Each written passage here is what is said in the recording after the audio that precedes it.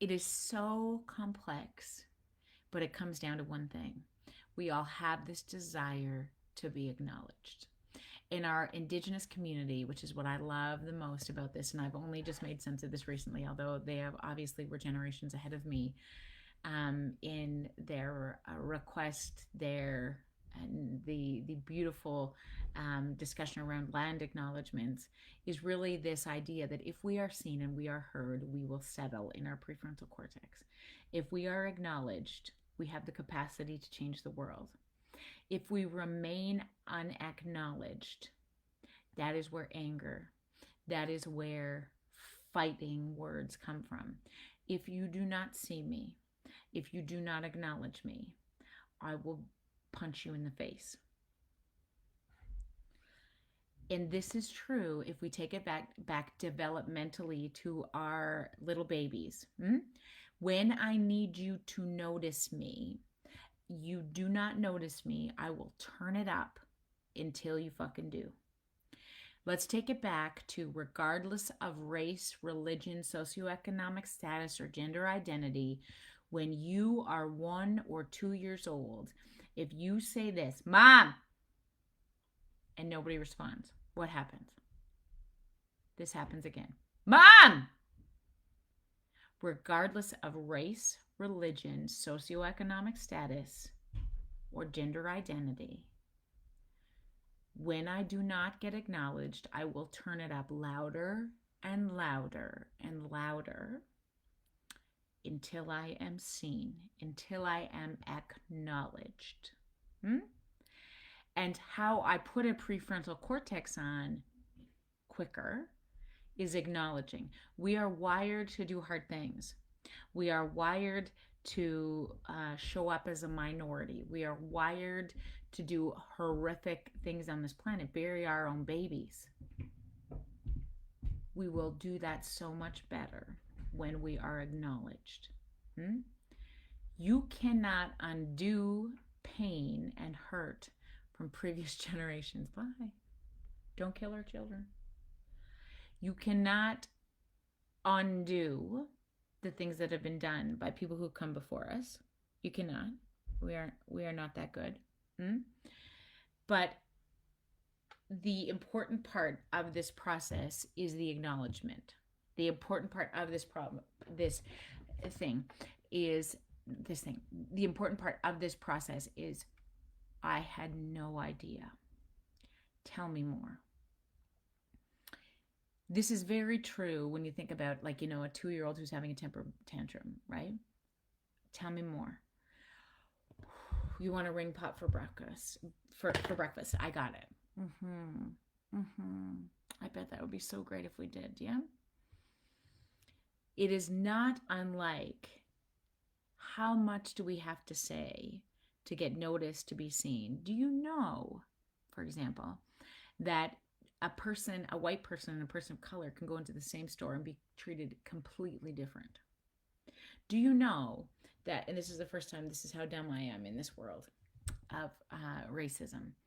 I had a friend of mine not very long ago tell me, who lives in LA, who told me that her and her husband, who is black, very carefully make decisions about who will drive down the freeway because they will get responded to very differently.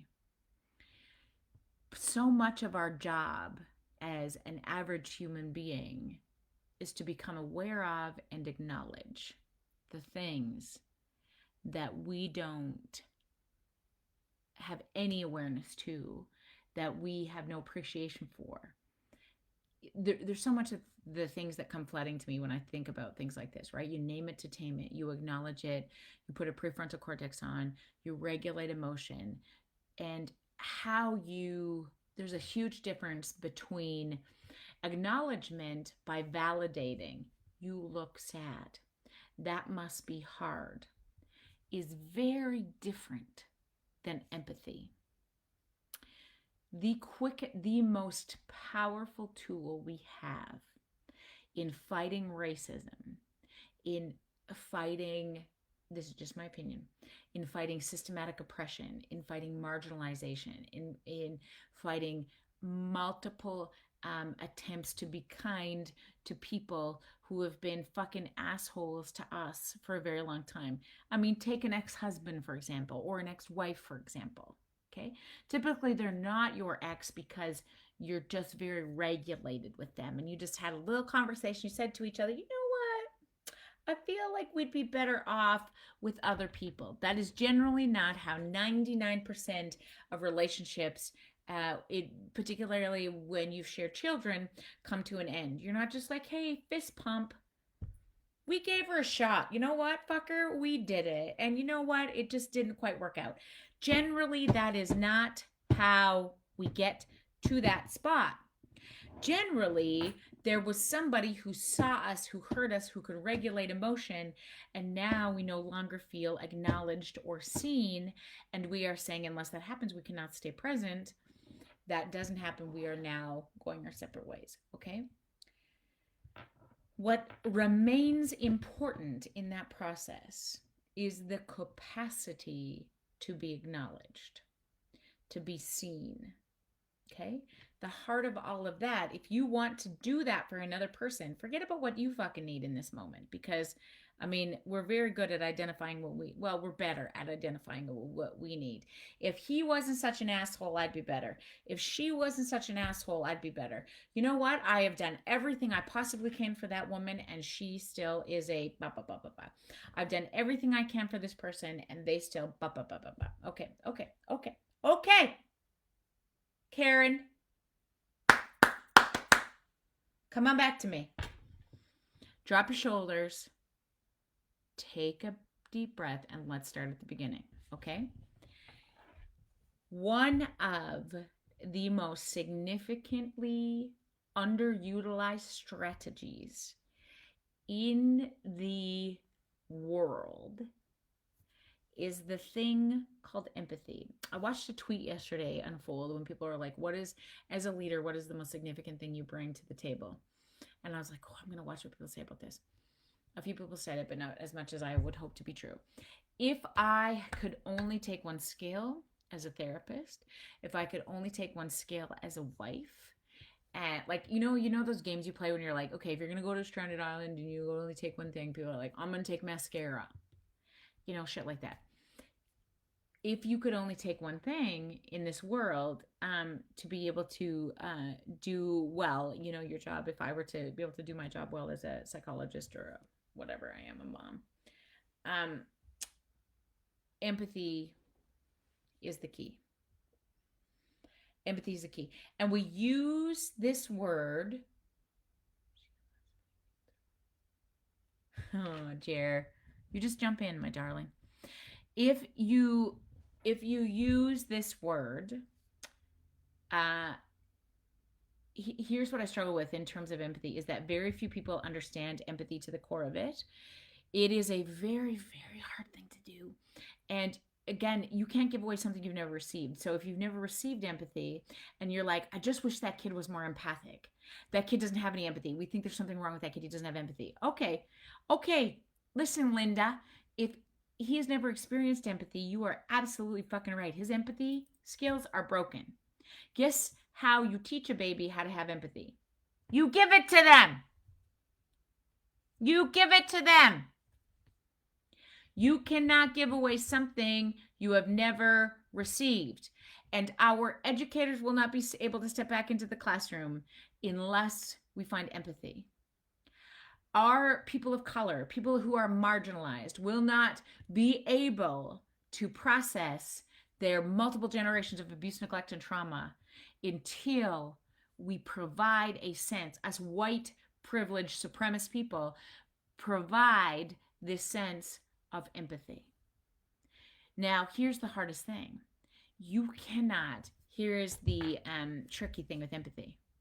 Suspending judgment temporarily to step into the shoes of another. Suspending judgment temporarily to step into the shoes of another. Imagine what it must be like. And very few of us, as therapists, we really struggle to do this. You understand? Ex-wives, ex-husbands, very, very, very struggle very much to do this. How do I suspend judgment temporarily? It must be, I got to wonder what it must be like to be you. Okay? So as an educator who's exhausted and overwhelmed, as a mama who, as a psychologist who just decides that I'm going to give out behavioral strategies, not just behavioral strategies, but I really want to fix this family's dysfunction. So I'm going to say, try this, try this, try this. Spend 5 minutes together with each other, put them on a reward system, do these things.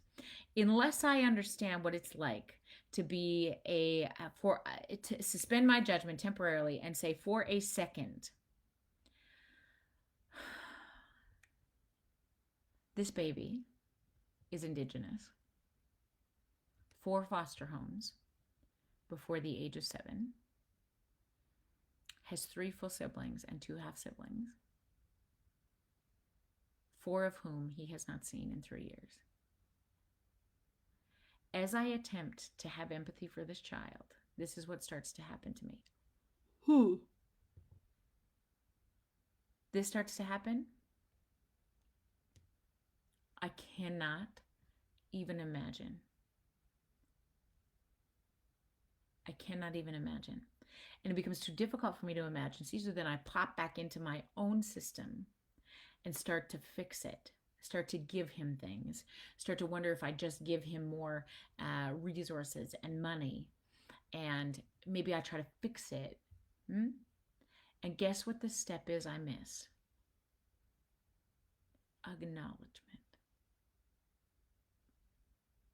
Tell me more. Come here, sweet baby. What's the hardest part? What do you miss the most? That will require me to suspend judgment temporarily, because maybe this kid is showing up by ripping my classroom apart, telling me to fuck off. I'm a bitch. His dad's a bitch. His caseworker's a bitch. Everything is awful. Hardest thing to do on the planet is to step in and suspend judgment. You want me to give you another example? All they do is they're looting and they're awful, and if they would just be more quiet about this, if they would just be more gentle about this, then more people would listen. Tasha, this is my new term, tone policing. Secondly, step into their shoes. For a very long time, when nobody listens, what do we do? What do we do developmentally? We turn it up. Mom. Mom. Mom. Nobody listens, right? I'm going to take a knee silently. Nobody listens. What I'm going to do, I'm going to turn it up even louder. Mom. Nobody listens. Guess what I'm going to do? I'm going to throat punch my brother. Then is somebody going to pay attention? Yep, they will. They will, because now you're hurting somebody, right? Oh, you shouldn't have to hurt somebody to get noticed. Really? Are you fucking kidding me? Because nobody comes out of the gate throat punching people. Nobody. Not one time. Not one time.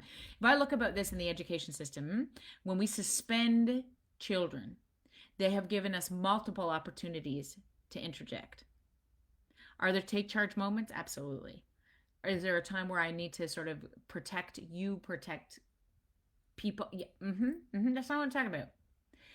It is the process through which we have turned up our needs to get acknowledged and seen, that when they are repeatedly missed, we will turn it up higher and higher and higher until we are noticed.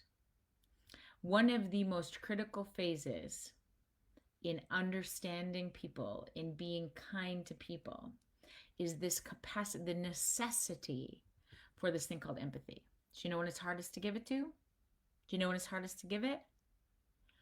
When it's needed the most. It is very hard to be empathic, very easy to be empathic to people who are kind and sad and, oh my gosh, they've just lost their brother, this little muffin, come here, tell me what it's like. Do you know when it's not easy to have empathy? When you've been married to somebody who has been an absolute dink, and you own 2 children with them. 3, maybe 4. Let's go for 5. What the hell? Your biggest superpower that will remain is empathy. The people who need it the most are the hardest to give it to. The people who need it the most are the hardest to give it to. Can you do it all the time? Nope. Because you're human. Because you're human. Yeah, and if I were going to take it back to suspensions are a pipeline to prison. And I just finished writing this section in Teachers These Days because suspensions at some point in the education system of education are necessary as a temporary fix to be able to get a school team back on track and regulate emotion, keep students safe. The most critical part of suspension is reentry. And 90% of the time, there is no plan for reentry. The only way a suspension is going to be effective is when you navigate reentry effectively, which is how do I repair? How do I stay connected while you were off for your 2, 3, 4, 5 day of either in school or out of school suspension? How do I explain to the system in which you are experiencing this? How do I assist in that process? How do I do all those things? All of that stuff matters so much more. Well, we're here to keep other people safe. Do you know what other children are watching, big people? Is how you handle responding to people who get emotionally dysregulated. We suspended those people. Okay, cool. How are we going to bring them back in? What do we do as big people to look after people who fuck up? How do we treat them?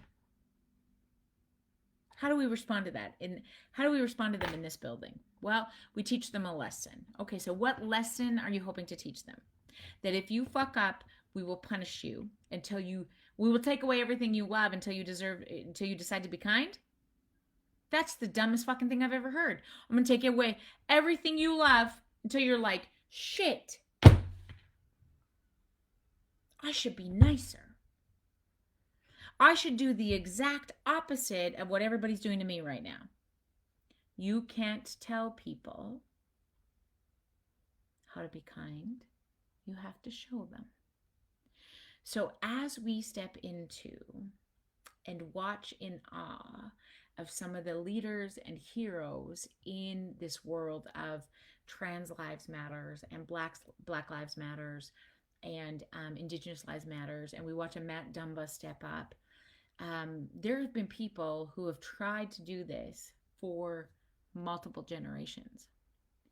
And how do we start to listen matters so significantly, right? Empathy is our quickest way home, right? Temporarily suspend judgment, step into somebody else's shoes and wonder for a moment, even if you disagree wholeheartedly. If you're watching this tonight and you're like, I'm very, very clear that I don't have any understanding for, people of color, or, I think all lives matter, or, okay, tell me more. How do I step into this space of, I don't support, or, if somebody believes this to be true, I don't understand how a man can love a man or a woman can love a woman. Okay. Step into this space. How do you tell me more? It becomes very difficult to stay there. Because when you need it the most, it's the hardest to give it to. Right? Kindness is paved by dropping those shoulders, practicing gratitude. Gratitude is where we really, privilege lies in gratitude, right? If you have the capacity to really understand what you've been given, what you've been blessed with, and understand what the children or the families who you serve or who you're walking home may or may not experience to the same capacity, allows for insight and empathy, okay?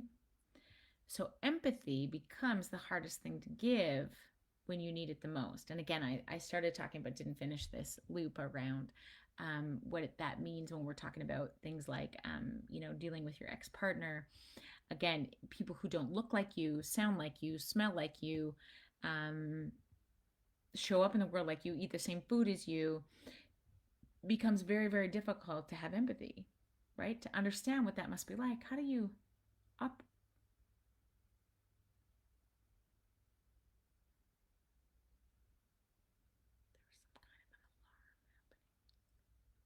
But I see the boat went out in the water successfully, so I think we're fine. Okay. Anyway, I think that's the biggest thing. And I'm really reminded a couple of things tonight of some quotes I want to leave you with, because I see we're already 38 minutes. Would you guys stop talking? Sweet Jesus of the Lord. I say this quite often. I say this in a number of talks that I've given. People are hard to hate close up. If you have a neighbor right now who you want to throat punch, people are hard to hate close up. And listen to me, I love this. Can you talk about extending empathy towards people who are discriminatory and use hateful language? Okay. The ones who need it the most are the hardest to give it to. Do you know? Now, are there take charge moments? Let me be very clear about take charge moments and being able to extend empathy. Okay. If I were to understand why you are such in this position of fearful, hateful spaces, I'm going to need to understand your story. And I promise you there will be some sort of a trauma history there. There'll be some sort of a very isolated way of understanding how people grow up in the world. That's what's going on there. And that makes my heart very sad. That makes my heart very sad. Empathy does not, for 1 second, agree with or condone or support somebody else's space on things if you do not see that yourself. Okay? Empathy does not mean you condone or support. Empathy means I need to understand why in this moment you're so hateful. How did you get to this position? Tell me more. Are there take charge moments? Absolutely. This isn't the place where you just let everybody do everything that they say. Everything. Yeah. Mm-hmm. Tell me more. Tell me more. The hardest thing to do, and I always go back to the circle of security words, whenever possible, follow a need. Whenever possible, ask those questions. Tell me more. What are we missing? What did I miss here? How do you see the world in this way? What's been your experience? Whenever necessary, take charge. Whenever necessary, take charge, right? I'm not interested in having this conversation anymore. We are very, very different people. This is not for me. People say this to me quite often. I'm very offended by the way you show up in the world, how you swear, how you do these things. Okay. I appreciate that so much. I thank you so much for your feedback, and I'm not for everybody. I'm not. It's okay if you don't want to stay in this space. That's okay, right? And I think that is some of the most significantly difficult things to do, about how you end those relationships or how you sort of step into that. But honestly, when you do it from a place of empathy, it becomes so much easier to rest than when we get into this place. So a couple of things. So that's the Brene Brown quote around, people are hard to hate close up. How many times when you've spent time with people and you get to know them a little bit more, to get to understand things. The other thing I found, Nelson Mandela, I was reading something about, I always read quotes that always change my life, but, you learn to hate. You're not born hateful. Hi, Brian Mendler. We learn to hate, but you also learn to love. And love comes more naturally. How do we get to this place where we don't fucking like people? Figure it out. Drop your shoulders and step in. You can only understand people if you feel them in yourself. That's a John Steinbeck quote. You can only understand people if you feel them in yourself. We are all here walking each other home, Ramdas. And there are some universal experiences that we can all cotton onto, and that is the key to empathy. Empathy is your biggest superpower, and it takes practice. You know how you get better at empathy? Practice! That's it. 5 seconds in and you drop the F-bomb. Right, Brian? It's the only way I know how to do it. Okay, so with me right now, look at me. Look at me. Drop those shoulders. You are our only way out of hard things on this planet. You're our only way out of racism. You're our only way out of marginalization. You are that good. You drop your shoulders and you seek first to understand before being understood. That's Stephen Covey. And you will change the world. Full stop. And the truth is, we all have that superpower. It pays no mind to race, religion, gender identity, socioeconomic status. You have the capacity to lean in. All of us.